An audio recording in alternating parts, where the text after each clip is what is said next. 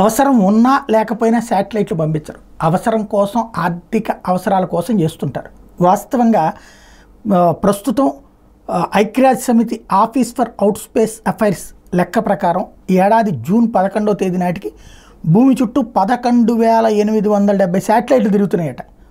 అవి కూడా భూమి చుట్టూ 3 కక్షల్లో తిరుగుతున్నాయి.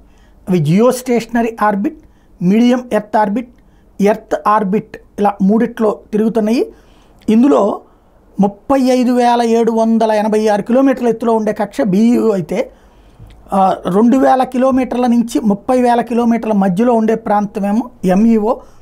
భూమికి కేవలం 150 కిలోమీటర్ల నుంచి 450 కిలోమీటర్ల మధ్య ఉండే ప్లేసు LEO. ప్రస్తుతం ఉన్న శాటిలైట్లో అత్యధిక స్టార్లింక్ శాటిలైట్ ఇంటర్నెట్ సంస్థకు చెందినటువంటివే. ప్రపంచ కుబేరుడు ఎలన్ మాస్క్కి చెందినటువంటి స్పేస్ ఎక్స్ సంస్థ ఆధ్వర్యంలోని స్టార్లింక్ కోసం 6,050 శాటిలైట్లను ప్రయోగించింది. ఇవన్నీ కూడా గత 5 ఏళ్ల స్పేస్లోనే పంపిణీ అయితే ఒక ఎత్తు అయితే మరో 6,000 శాటిలైట్ల ప్రయోగం కూడా చేయబోతున్నారు. దీంతో ట్రాఫిక్ జామ్ అయిపోతుంది అనుకుంటా ఆకాశంలో.